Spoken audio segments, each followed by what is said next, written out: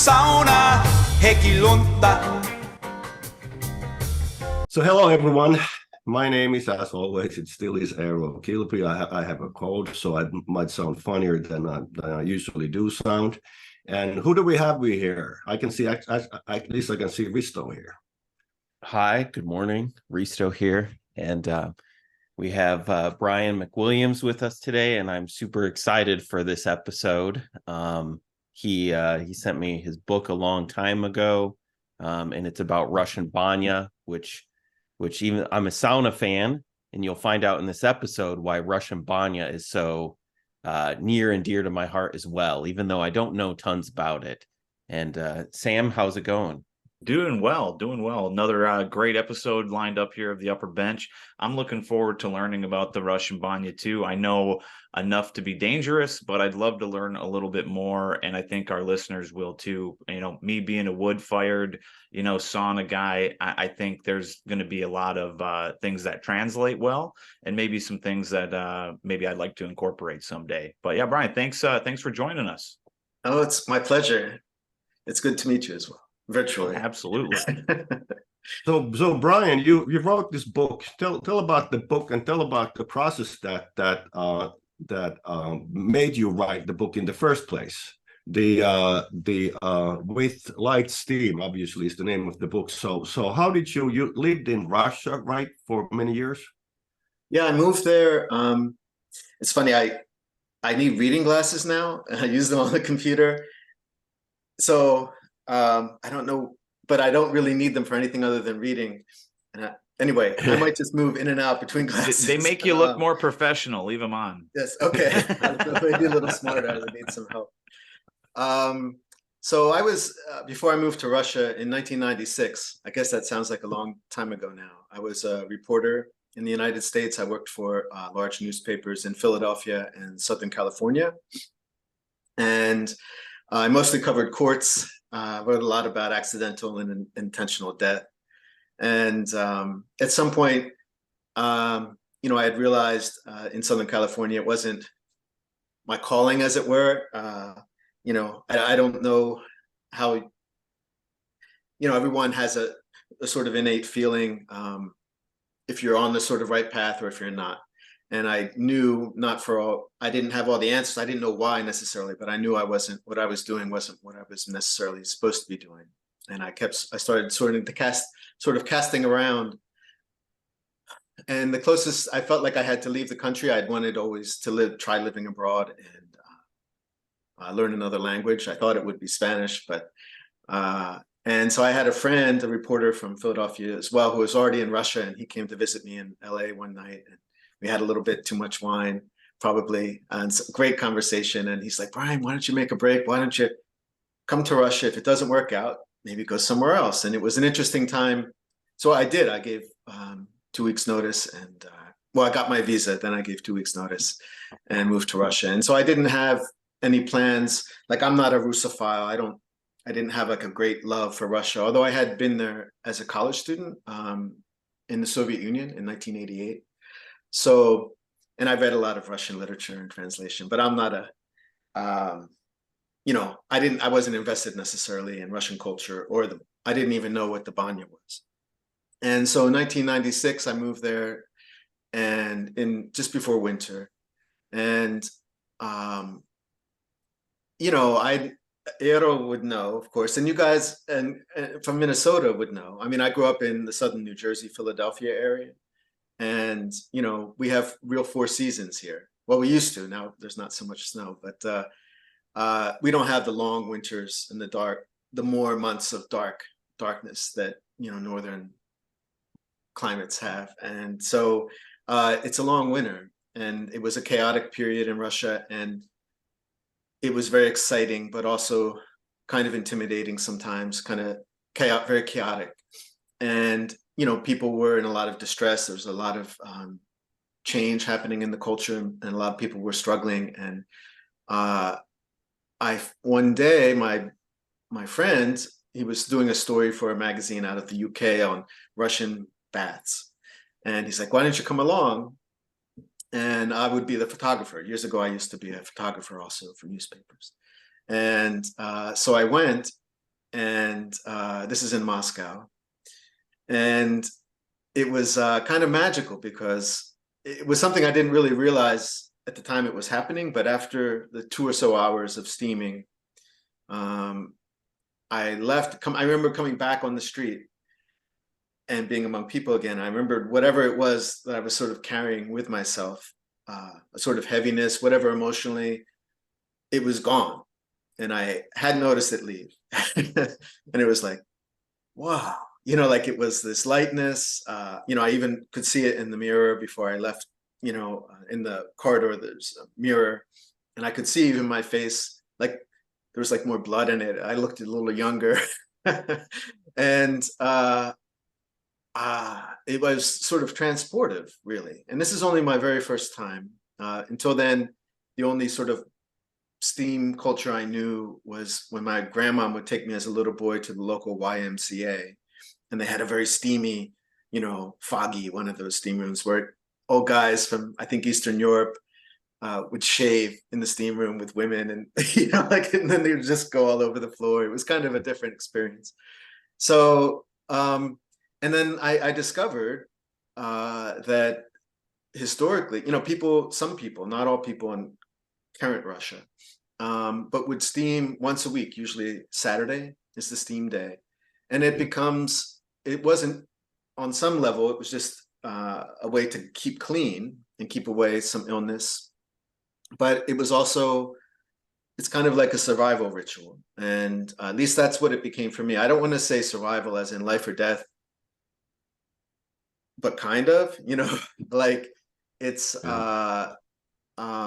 and it became really important to be able to sort of cope with all the change, even though I didn't have it as bad as some people, of course, in Russia, maybe probably most Russians, because I always had a way out if I potentially needed it.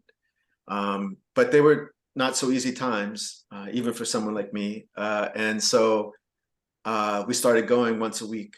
And it was so interesting and compelling and felt so good that I started, well, I don't want to get too far ahead of myself, but I realized that after I was in Russia for almost 12 years, I ended up there. I didn't plan to stay any more than a year. And I realized toward the end that it was a great lens through which to deliver Russia to readers. And also there had been no books in really any language, certainly this way, told this way, as like a sort of memoir, delivering the Banya culture to readers. So that's one of the reasons I wrote it. Sorry for the long answer, by the way. No. I didn't mean to talk so long. This is exactly what we are here for. But let me just interrupt you there for a second. A couple of things. First of that you went there for a year and ended up being there for 12 years. I know exactly the feeling. I came to New York for 2 years, and it's been 25 years now. So it's just like things do happen. One thing is very interesting in your story. Well, many things are very interesting in your story, but one thing particularly. So we are blessed nowadays. There are very interesting and good sauna books coming out, not daily, but quite often. And we actually, one of the previous episodes that we had was we were interviewing this British lady, Emma O'Kelly, who just came out with a new book. Now she writes in her book that it can take like up to 7 different sauna visits, or banya visits in this case, before you actually get hooked to it. Your body starts understanding the heat, and we're not talking about the American gym sauna experience. We're talking about the real deal. But if I understood right about what you just told us, is that you were like instantly hooked. So you didn't have any grace period there. You just went for it. Yeah, but it wasn't. It was just being open. I didn't know what to expect. And that was part of the thrill about being in Russia back then. And I think it could be in almost any country. I didn't speak Russian at the time. And it was, I've been back in the States for more than 10 years now. And I do have one of the sort of portable saunas, tent saunas that I have in the backyard.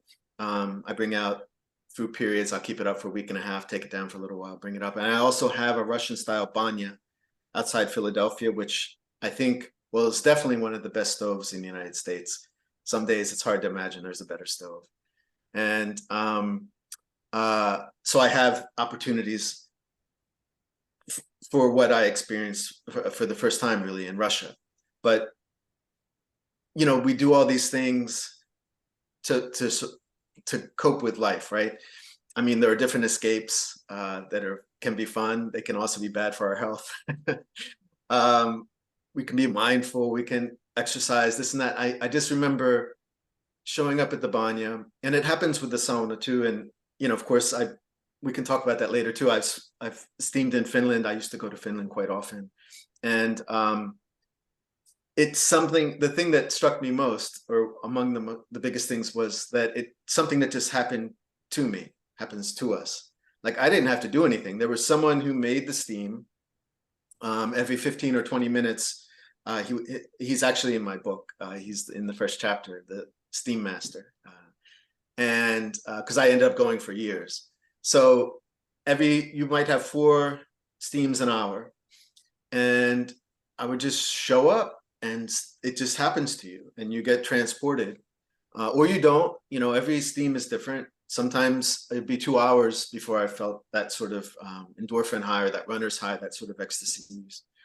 You sort of feel euphoria. And then sometimes I wouldn't, you know, every time you arrive in a different body. But I just loved how I didn't have to try. In fact, you shouldn't try. And you just sit there and stuff happens, and your body sort of takes what it needs or gets what it can that day that you're there. And then, you know, next week it's a different story. And it was like a reset. It enabled me, it kind of almost, it reset from the week that was and sort of set me up for the week to come. And for 2 hours, and it was maybe 45 minutes travel underground to get there, half hour. That's a small investment in your life for such a big, you know, of time for such a big benefit. So I think we should maybe stop here for our listeners, because we've mentioned Banya, but we haven't gone into a lot of details, and they may not be super familiar with it. So I have a couple of questions, you know, like what is a Banya for people that are familiar with sauna? And then we'll go into maybe the second question, which is what is the difference between the two? Because I'm constantly hearing conflicting information about that. I did too for a lot of years. And, you know, Finland's, well, a fairly big country in some ways geographically, but small population. And you would think that Russia, being a former empire twice, and with all its resources, would have done a heck of a lot more research on the Banya. But it really, by and large, collectively hasn't. I mean, I scoured, my book is a memoir, but I researched the hell out of it because I knew, certainly in Russian circles, they would think, well, what's an American got to say about something Russian? You have to be even Russian to even appreciate it. You know, there's a lot of that. You know, Russia, you have that empire complex, which we're obviously seeing in Ukraine right now, and not only, but you also have an inferiority complex, and they coexist. It's a very interesting dynamic. And so I studied the hell out of it. I thought, if someone's going to find fault with this book, it's not because I didn't research. And so I do have endnotes in the back, but it doesn't read like, I hope it doesn't read like a textbook. Although I researched it, I thought, like, make sure I had the basis covered like a textbook. So some of the best research, it turns out, about the origins of the Banya is from the Russian Academy of Sciences. And Finland actually has more research on the sauna than Russia has on the Banya. That's another thing I wanted to say. But if you take both sweat cultures, steam cultures, back to their roots, there's basically no difference between a Russian Banya and a Finnish sauna. You know, in Finland, it's the savusauna, the smoke sauna. In Russian, there's the kornaya banya.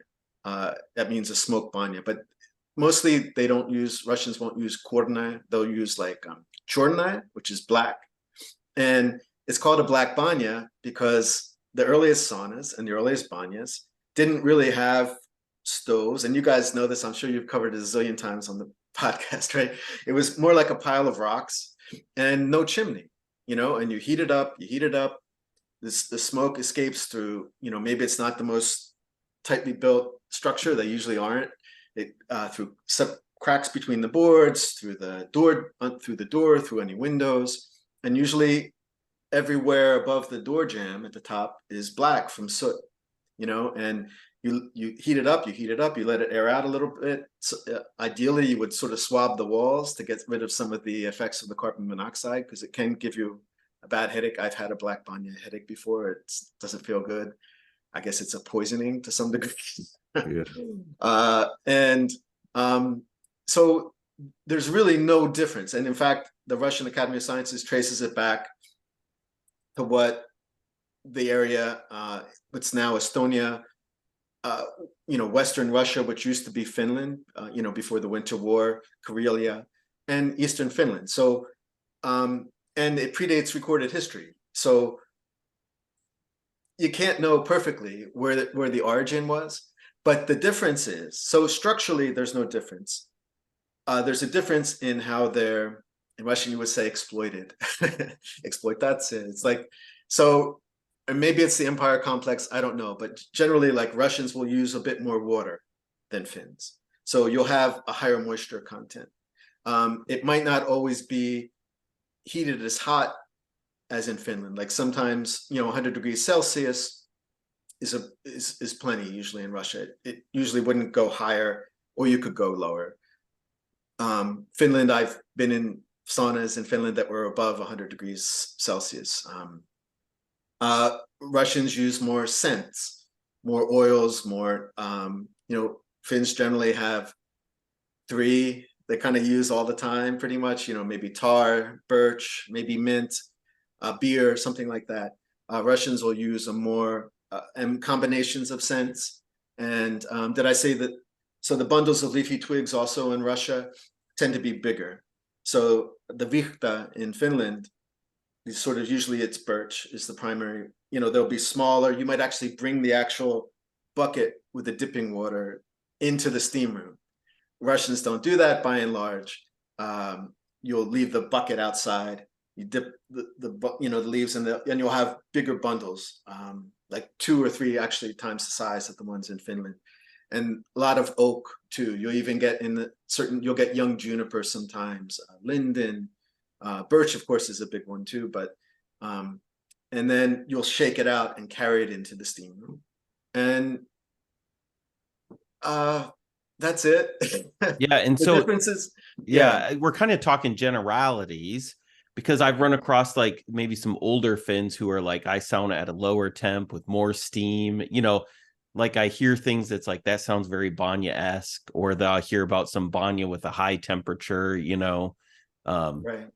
So would you say like if they were family members, Banya and sauna, would you say they're siblings, or would you say they're cousins? Siblings. How close are they? Siblings. Siblings. Yeah. No, Yeah. I mean, yeah. No, I was just going to say that obviously one difference is, if we are trying to get to the so to speak, to the bottom of it, is the one difference is the stove. The stove structure is different. So this both heat the rocks, but and please correct me if I'm wrong here, but in Finnish tradition, the rocks are visible. They are right there. Even whether it's a smoke sauna or whatever it is, there's always rocks are right there, excluding those preheated ones.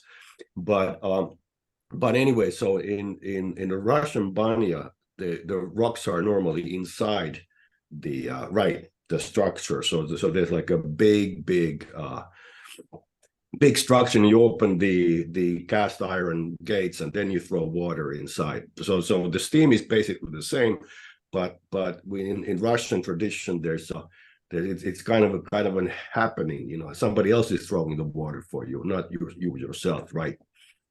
Well, that would be in a big sort of city communal or town communal. Okay. Banya. The home private ones are the same as in Finland. You got the stove. Mostly they're wood burning, and then you have the rocks on top, and you just make the lolu. In Russian you call it par, P-A-R, and and Okay. it's up. Yeah, yeah. But the big city ones, for example, there aren't. When I went to Finland, I'm trying to think. This would have been around 2008.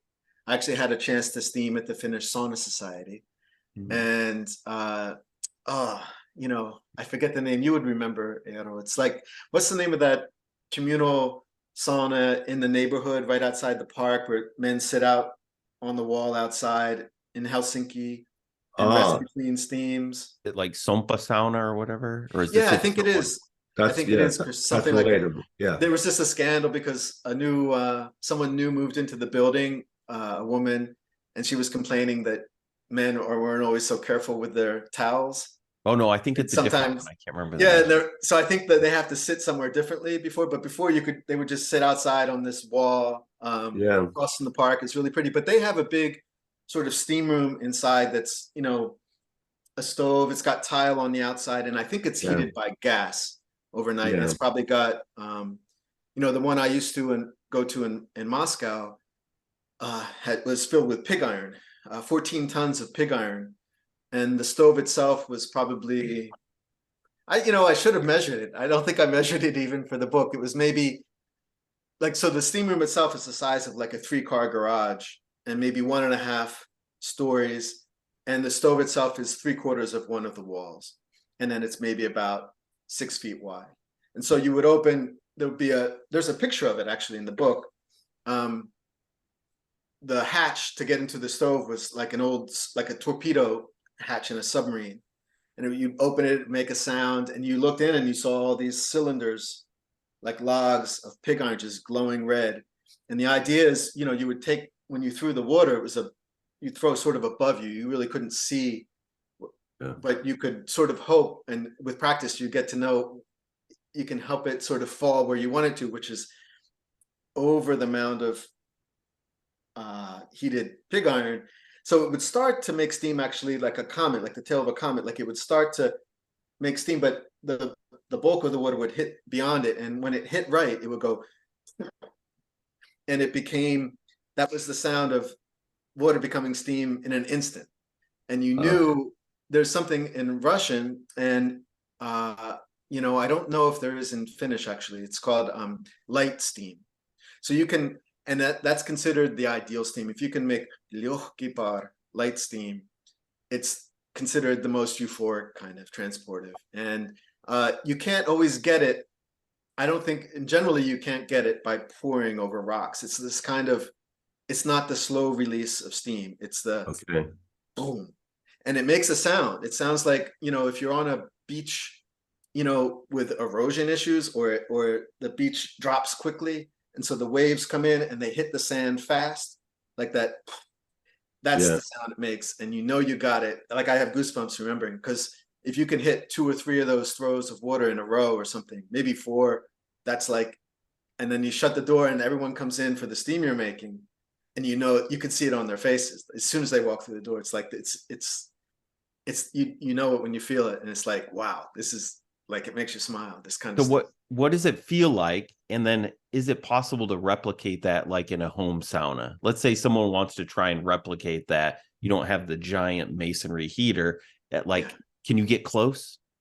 I don't think, you can get close. I think steam is great, and whatever you like is great. Like I know I've had steam that, I'm not going to ever tell anyone, that's not right, or you could do better, or, like if it makes you feel good and it makes you smile, and something happens, I think that's enough, really. Like I know in my backyard sauna, it's actually a Russian, it's hard to feel warm toward things Russian these days, right?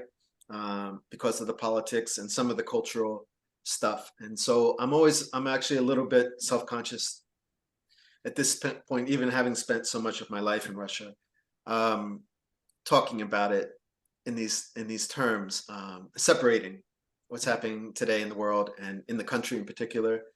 But I know the steam I make in my tent sauna in the backyard isn't as transportive, say, as the steam I make in the Russian style banya outside Philadelphia, where the stove is bigger than an SUV. and it's built by Ukrainian living in New York. And he and I have talked about it. It's and it's great because the rocks are at a certain level. You can actually throw over the rocks the water, and it'll hit. And sometimes you actually get that sound.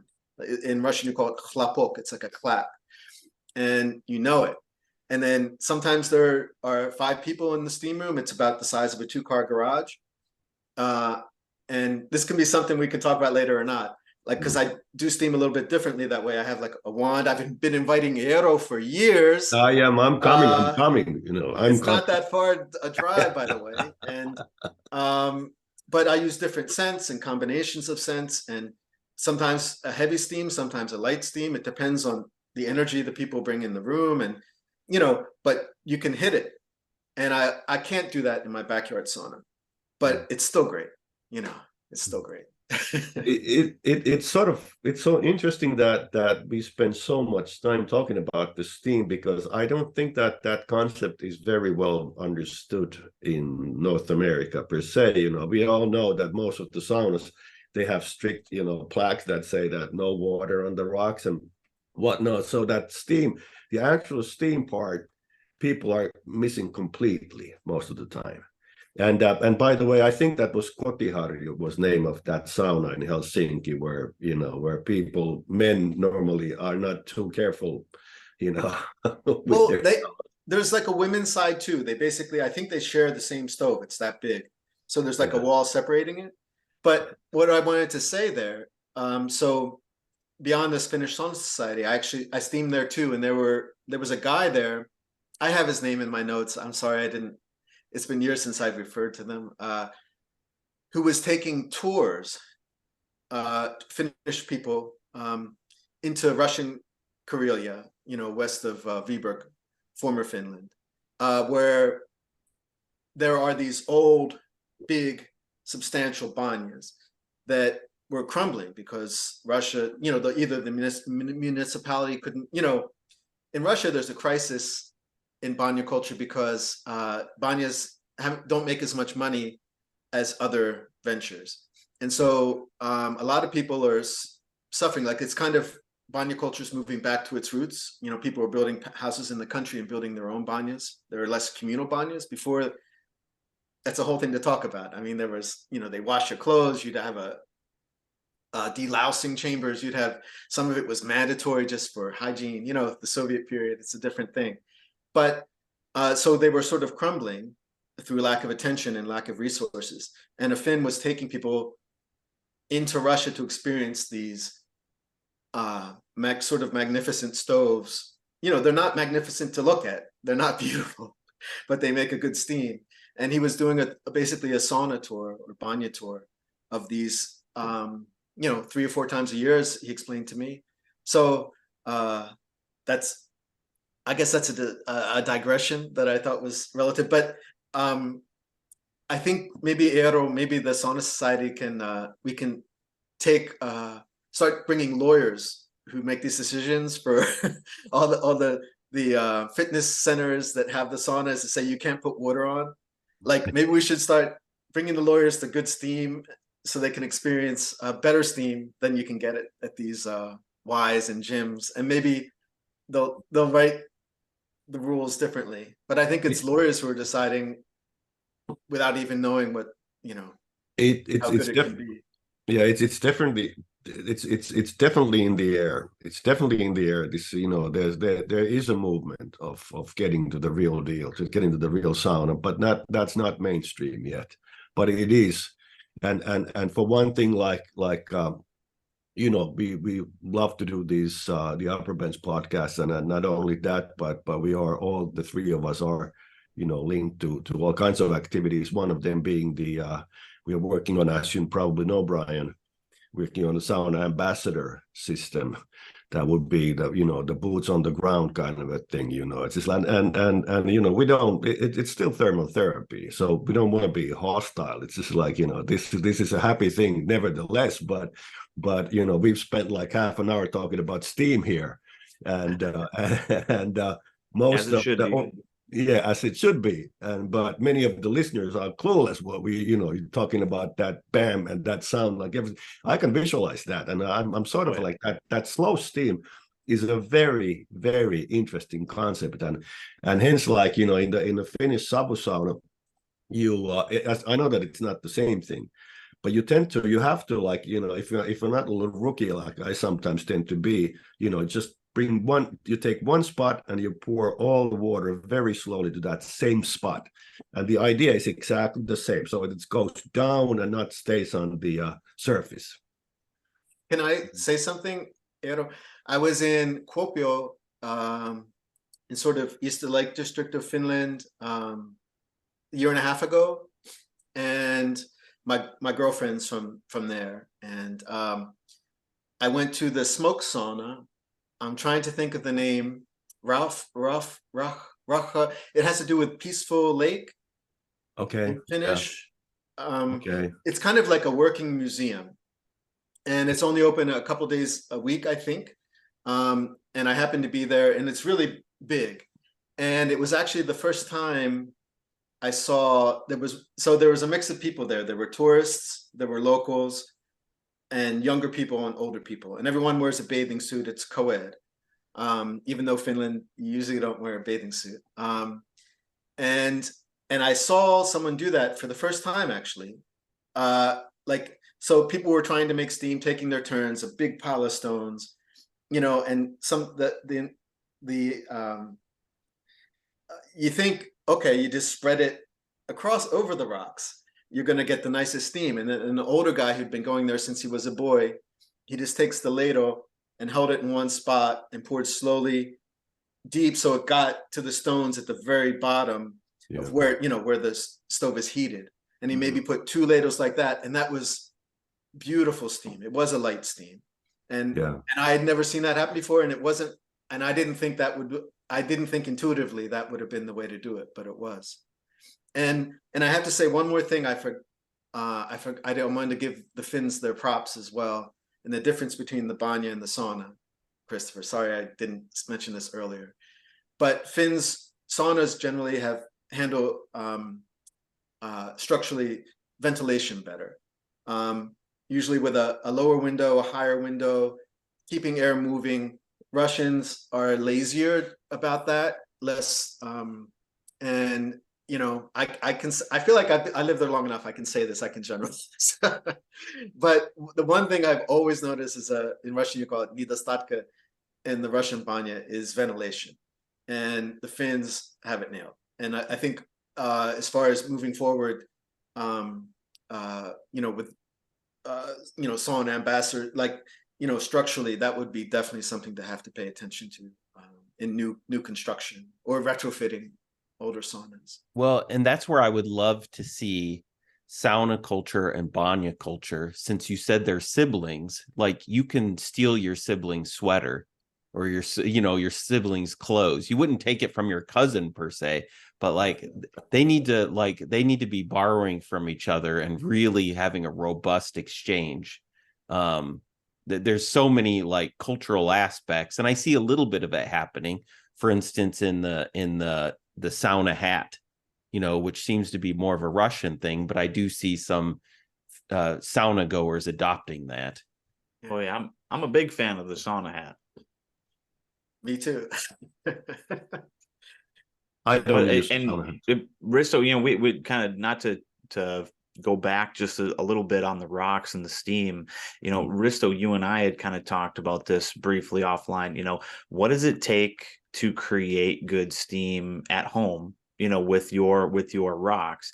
And I love how we talked about, picking a spot and pouring it in a specific spot, let that water go down.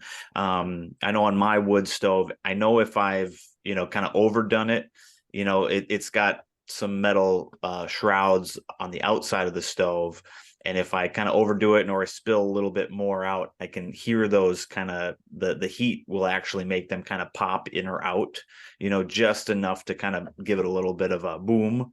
But it really finding that superheated that perfect spot on your stove, at least for me, on my wood stove, keeping a little bit closer to where the exhaust pipe is. You're going to get a little bit hotter metal there.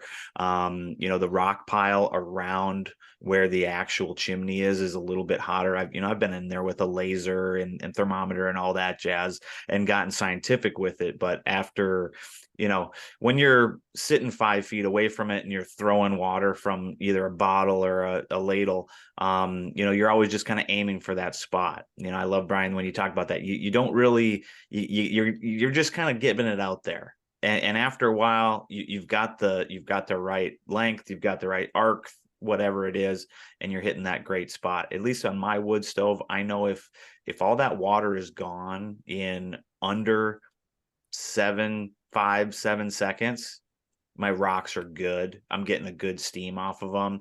But if it's too early or too late and those are too cold and I'm getting just steam sound for a couple of minutes, I know my stove is just not hot enough.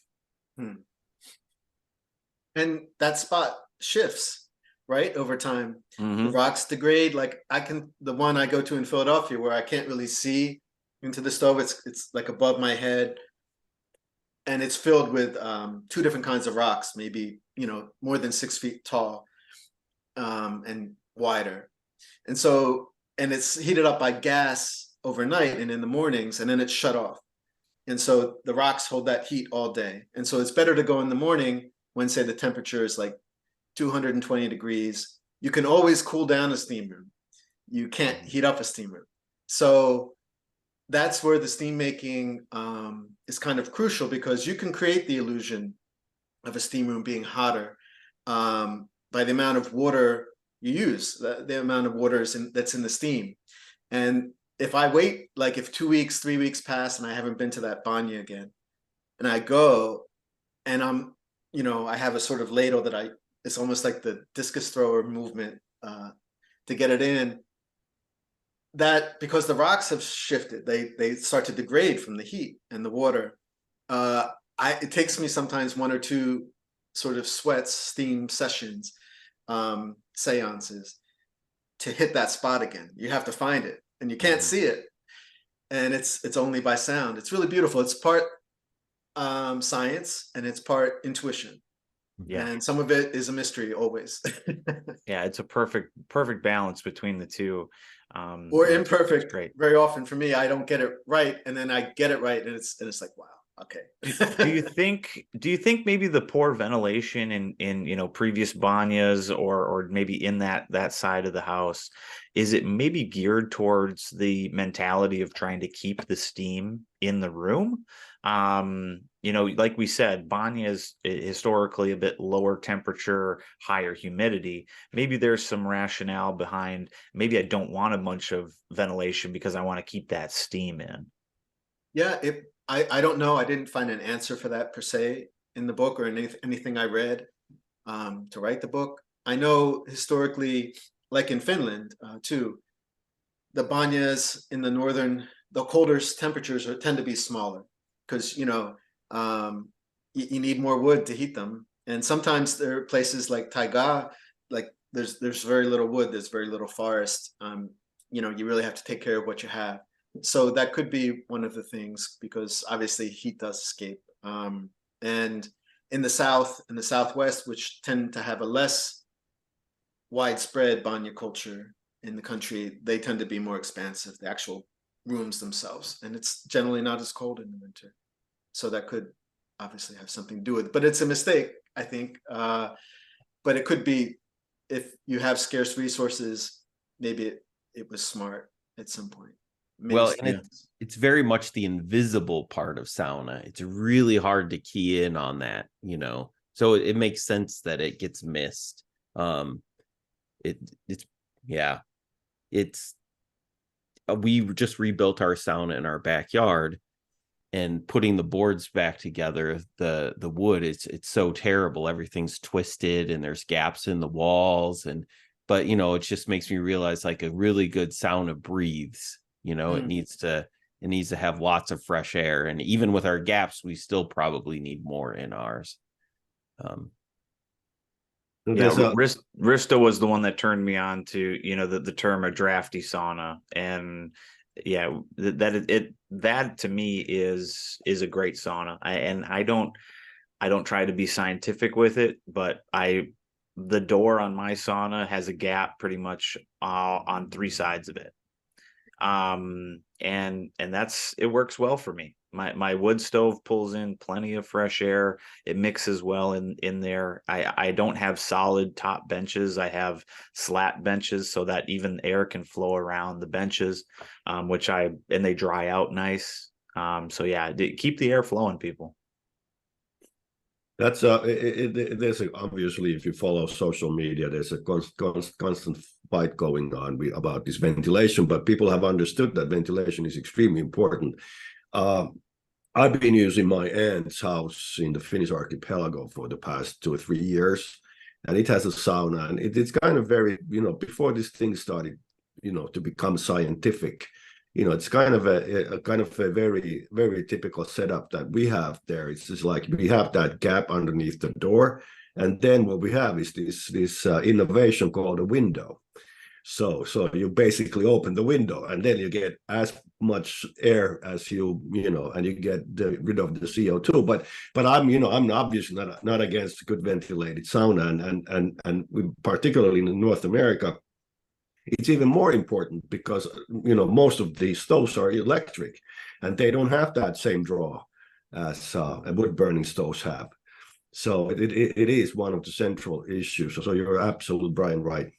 Can I make another vote, like another experience? So making steam at the Banya outside Philadelphia, when you can have, let's say, 12 people to anywhere to like 30 some people in this one steam room. They're like 3 levels of bleachers, basically, shelves, benches. And there's only one little, in Russian you call it a fortichka, a little window in the upper corner, and the door that you use to get in. And, anyone who steams frequently knows the feeling when there isn't, hopefully you don't know the feeling really well, but when there should be more oxygen in the room. And it's not, it's like Christopher was saying, like Risto was saying, sorry, like you can't, it's a feeling, but it also helps your body react to what's happening and, adapt, because it's a stress on the body, right? So what we usually do is I actually open that little window near the ceiling. I open the actual door. There are actually 2 doors, actually. I open both into the hallway of this big steam room. And I have a sheet, like a twin sheet. And I put, one person stands on one bench, I stand on the other. And we actually raise it up and down like a ship's sail. Mm-hmm. And we'll do it maybe pushing the sort of stale air out the door. And the idea, and this is something I learned in Moscow, where we actually had in that steam room a propeller right below the ceiling on a pipe. And there is a picture in the book about it, I think. And, Grisha and I would spin it. And one direction you pull in fresh air, one direction you push out stale air. And the idea was between every steam sort of seance, you'd sort of break down the steam room to neutral as close as you could, and then build the steam you wanted. Maybe the steam you wanted for this time was a heavy steam, a lot of moisture, maybe a different scent like wormwood or garden lovage, or I don't know. There are all kinds of beautiful scents. Or maybe you want a light steam, but if you can break it down and you have a strong enough stove that's heated well enough, you can build whatever you want. You're not really losing much if you have that luxury of wood or a good stove. But I think having enough oxygen is a big deal. Well, and I think like a really big room helps. It kind of gives you a little bit of forgiveness for that anyways, because you have more air to start with. I think at least that's been my experience. I visited some different banyas in North America, and I tell people, the best public saunas in North America are banyas. And they, because they have the giant heaters and then those big rooms. And maybe the big room is also part of the magic of getting that light steam, the hot rocks and then the big room. Yeah. So, Bryon, what's the favorite scent for like you mentioned, you're a big scent guy. I gotta ask, what is the best scent? I don't know if I should say so much. I think because it's like sometimes you have to feel it, right? So Yep. the one thing I can say, like it sounds like, okay, you guys invited me here. I wrote a book. Maybe I'm an authority or something. Like, I mean, I have some experience, and so sorry, Like, I'm not answering this quite do you well. use? Are we talking essential oils? Are we talking? Okay, Are we so talking the water from the soaking of the branches, or are both? Yeah. okay, the home sauna, the home steam room is different than the communal steam room. So I will say, I think the basic sense in the arsenals, I actually have a box, like a sort of like a toolbox or like a lure, like a fishing tackle type box. And then I have actually two, and it sounds like I'm really nerdy about it. Really, I'm not. They're kind of piles of bottles. Every one or two leak between every session. I'm like, I'm gonna put this right the next time I come back, and I'm too tired. Anyway. So I'm pulling these things, and it's a feeling. It's like, what time of year is it? What is the weather like? What's the temperature of the stove? Sometimes you come in, it's 193 degrees when you're starting, right? Yeah. When you have a stove that's 193 degrees, it's only going to go down. You can only make heavier steams. You need to create the illusion of more heat, higher temperatures through more moisture. That means more water on the rocks. That means the stove keeps dropping its temperature, right? Certain scents work better with heavier steam. Certain scents work better with light steams. I have a stove that's 220 degrees. I can do anything I want. I can knock it down to 200.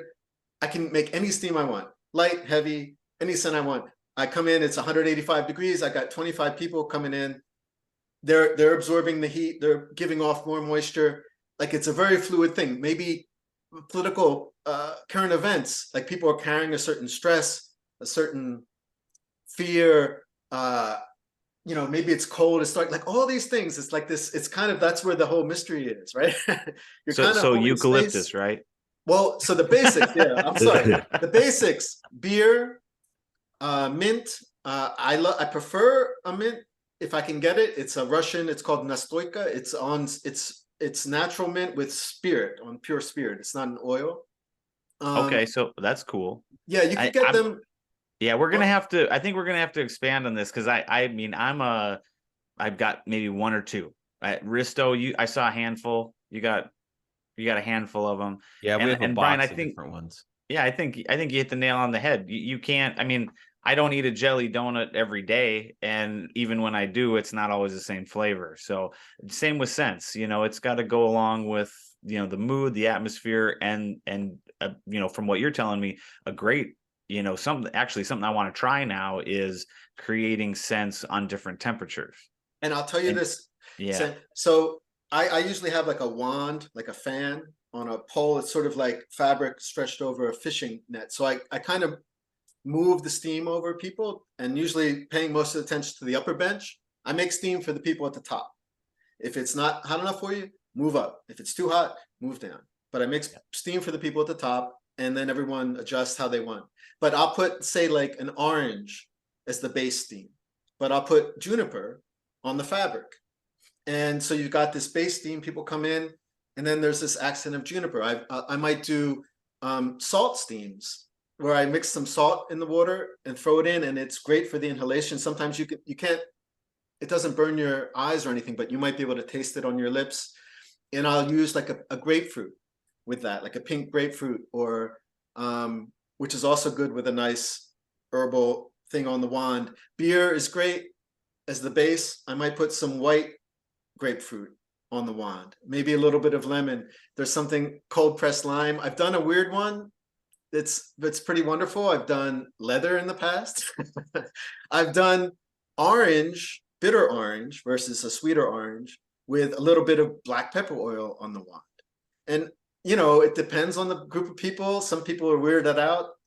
You hit the basics first: fir, pine, eucalyptus, mint, and beer. I think those are the four basics. And then I've done I'll go get some fresh garlic and grate it, and I'll soak it like in a basin at the base of the stove for a couple steams, and then I'll actually strain it and sometimes throw that water in the stove. So it's garlic that doesn't smell like food. It smells like a plant. It's weird. Most people don't think they'll like it. And then you look around and people are smiling, looking at each other. Like, it's interesting. I've done that with horseradish root, but that's a little tougher. So it can be a little more cutting, but depending on the time of year, it might be just what you need. You know, sometimes it's a stretch. Sometimes I've struck out in Russia. They'll often use mustard powder, but you sort of lightly brown at home, and you bring in, you soak in hot water, you make like a broth, you strain it, and you'll throw that on it. But it depends how the mustard powders is used, and I generally stay away from that now. I hit it once, and I struck out 3 times with it. We have enough options, so that's something I don't like it. I mean, I think you probably listed off 8 or 9 different scents that I wouldn't have even thought about. And I think that alone is an awesome takeaway for me, because I mean, I'm going to be like, master chef out there now. I'm kind of excited. The one thing I found as far as finding these oils at a decent price, in a big steam room, you don't want the most expensive oils because you lose them. You always splash it on wood if you can. You don't want to put it on like a tile or some kind of covered surface. Generally, you splash on wood. You don't. At a home sauna, you actually mix it with water and put it over the rocks. In the communal sauna, you don't put it on the rocks. You actually put it on the wood. And there's a company. I try to stay away from Amazon, but it's called Mystic Moments. I think it's actually Indian oil, but they sell it. It comes through London basically via Amazon, and you can get good quantities of above average oils for decent prices. Otherwise, it gets really expensive. It can. I've bought small bottles of eucalyptus that were maybe a couple of milliliters for the same price as I have a half a quart. And so, and like you said, Ryan, that's a great point here, because not all of those essential oils or scents or anything that you're putting in a heated environment, they're not created equally. I've had some really bad ones. I've had some really good ones. And right away when you've got a bad one, right. It's going to be rough. And the best course of action there is open the door, pour the water, fresh water. Right. Yeah, you're right. Exactly. Yeah, you knock it out. Sometimes you miss, and then you got to break down the Banya again. You make it new. Yeah. Exactly. Yeah, I've done that. I need 3 hands to count the times I've done that. So, and then you've got 25 people outside the door waiting, and it's like, I'm like, hold on, guys, I think I overdid it. And you wait 10 more minutes. Yeah. But the Risto, what do you have there in your hand? What do you have there? Oh, okay. So last night we introduced 2 new people to sauna. I had sauned with their son, and he brought his parents over. So they were newbies, but we used essential oils. A couple of them are a mix, and then I've got a spruce and a balsam pine. And these are I tend towards the pine realm. I love those kind of smells in the sauna. But when I put the water on with the oils, they were like, oh yeah, that was their favorite. They're like, it was a must for them. It's one of my favorites too. One thing I was surprised by is black spruce. Before that, my go-to pine was a Siberian fir, which is beautiful. It really does smell like a forest. You go in, and people, they come in, stop talking, like it's a really great feeling. But this black spruce, which I'd never heard of, I kind of bought on a whim. I don't know. That's also, if you can find it at a reasonable price, it's a beautiful piney scent. I think there's something to be said too about the power of scent in our lives, not just in sauna or banya, but the scent has so much to do with, tying memories together, tying, specific moments, and creating a whole picture, which I think, luckily the squares in our pockets and, the earbuds that you're listening to, they don't have smell-o-vision yet. But when they crack that code, that'll be a whole new ball game, because it really is, for me, there are powerful scents that just bring up an emotion, and it may be good, bad, and different for multiple people, but there's always that, that peach whatever smell that grandma was cooking, years ago, or, fresh baked whatever, and you tie it to a memory. And I think, Bryon, it sounds like you're creating unique experiences that maybe tie to a specific scent that people maybe not, I wasn't even realized that this was going to be a thing, but now I bet you if they ever smell, citrus, mustard, and beer and all these things, down the road, all of a sudden they're going to go, hey, that reminds me of that time I was in the Banya with Bryon. Right. Interesting. I love the beers that work best are the real simple ones, like the sort of German Pilsner. Basic ingredients. Yeah. Or I found like some wheat beers are beautiful, but it's the kind when you come in and it smells like bread is baking in the house or wherever, that breaking bread, and it really does feel like a blanket like around you, and you're just, it's and then maybe I'll put some, mint, or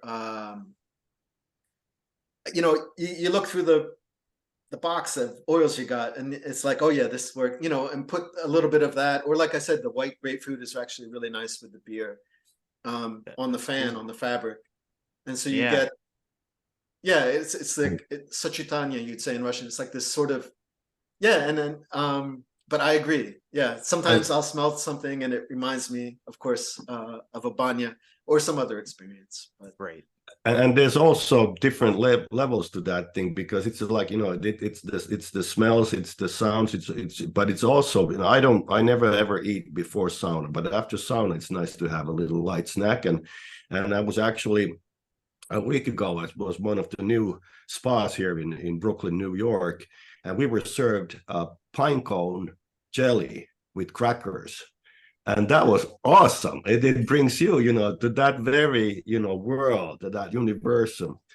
Hey, I can see clearly now that we have to, Bryon, we have to invite you back to this show, because there's too much stuff, and there are time limits, even though we love to hear ourselves, but people tend to, maybe even listening to our show grow tired when we are like way past an hour deadline. But the question at this point is, with Light Steam, written by you, somebody wants to buy this book, where he or she should go?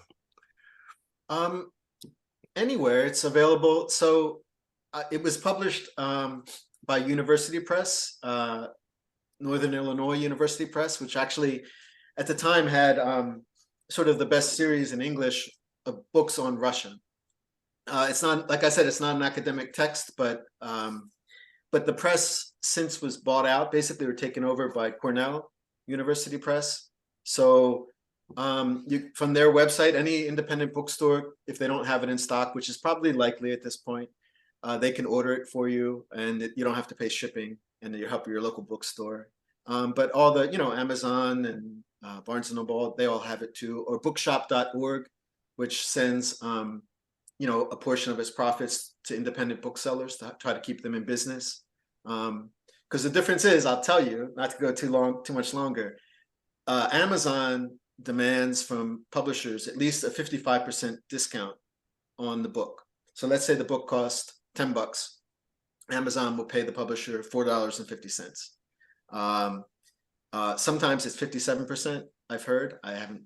So, but your independent bookseller gets a 45% discount. So they'll pay $5.50 for the book. So if you buy it from someone small, you're giving the press a little bit more money. I don't really see much in the way of royalties. It's okay. But and then you're also helping support a local business. So you can get them anywhere. It's still in print, fortunately, and that's thanks to the press and stray readers, I guess. Yeah, and there's so many details. I'm going to echo Eero's invite. I would love to have you back on. I have like a whole list of things. Let me preview a few of them. If we're able to have you back on, I would like to talk about some of these, maybe just to kind of whet our listeners' appetite. But like, I would like to talk about Igor Ivanovich and the sauna builder that you mentioned, his story, which has kind of influenced my thinking on sauna building. the bath in the oven, the banya in the oven that you mentioned. Yeah. Drinking teas between rounds. We talked about essential oils, but we didn't get into the tea drinking, which is an interesting difference. And let me see if I have anything else. Oh, the Banya stove built by engineers of nuclear submarines. So we have a lot that we could talk about in another episode, and I hope that we're able to. Join us for season 3 with Bryon. No, I have to say, and I probably should apologize because I know it's better to talk. If I see podcasts and conversations, sometimes someone goes on too long, and I always be like, nah, I don't want to be that guy. And I have a little bit, I know at certain points today, and I apologize. It's partly since the pandemic, right? The sort of community has been less, the connection. And so it's nice to get a chance to sort of, I'm partly helping caregiver for my mom. I spend a lot of time at her house. I work from home. I'm not interacting with people as much, and let alone, especially about, steam culture. And so it's a real pleasure. And, thanks for inviting me on. And can people connect? Like you said, you go to that Banya. Would you like our listeners to come join there sometime? How does that work? Sure. I used to have a Facebook group. It got kind of big. I have websites. They're down right now because I'm maintaining them myself, and the threats are getting, the attacks are getting so big. It's kind of getting past my my skill as far as updating a website. Like I have to decide, am I going to do it or not anymore? So I put them on sleep. So I don't make steam at a regular schedule anymore. I generally just kind of show up and make steam for whoever's there. And sometimes I'll call people who I know really love it, and I'll say, hey, I'm going to be there Saturday morning. But generally it's always a Saturday morning because, and it's about twice a month I make steam. And I start right at 9:30. First steam is usually by 10 o'clock. And I go in the mornings because that's when the stove is strongest. And I can make generally, unless I'm out of it, I can make any steam I want for whoever's there. And the longer you go, the later you show up at the banya, the more other people have been there. Some people think making steam is just throwing as much water as you can in the stove. And there's an expression in Russian called drowning the stove. You can drown the stove. And then you're stuck. You don't have as many options for the kinds of steams you want to make. And really, you're doing it for other people. Like you're kind of feeling intuitively what they need and what they, how to try to transport them. And so I try to go, again, I'm talking too long. I start around 10 o'clock in the morning, 2 Saturdays a month. You could email me at bryonmac@gmail.com. But right now I don't have like a schedule. I thought about it, but I kind of just like to show up and whoever's there, and Okay, we'll put your email in the show notes, and then people can reach out, and hopefully one of these days I can reach out, when I'm on the East Coast again. Yeah. I was gonna say hey, why don't you guys come? Well, we'll do a steam. We could even do it from the steam. There are places in the actual banya, like rooms we could talk we could even talk in the steam room if we're there early enough and there aren't too many people. There's a great Georgian restaurant down the street. Could go have Georgian food afterwards. It's like, and it's the real, it's like Georgia. It's in some ways better than food I've had in Georgia. So it's like, it's a real lovely experience. But I know it's a lot to travel for you, Risto and Sam, not so much. Eero, I know. You should have been here by now. I know. I'm going to take you up on that. I'll drive up and pick up Eero. I've heard that before. I can fly out. So we'll do that eventually. So thanks again, guys. Thanks, Bryon. Thank you so much. This has been an excellent episode. Yeah, I love it. Love the conversation, Bryon. I'm looking forward to meeting you. And I'm going to extend the same to you. If you find yourself in the South, come on down. Thank you. Northwestern corner, right? Yes. Yep. Okay. Yeah. Just at the start of the Blue Ridge Mountains, the best sauna in town. All right. Don't be surprised, I might. Hey, I'm gonna go start it up right now. But everybody, thank you for tuning in and listening today. From all of us here at the Upper Bench, we also just want to show you guys, hey, if you guys do want to communicate with us or get in touch with Bryon, get in touch with Eero, Risto, myself, drop us a line, drop us a comment. You can email us, or you can sign up for our new Patreon and kind of join over to the community. We've got some offline events that we're planning. We've got some offline talks that we're going to be doing. And hey, you can just text us now. So take a look, Patreon, the Upper Bench. Thank you all for coming today.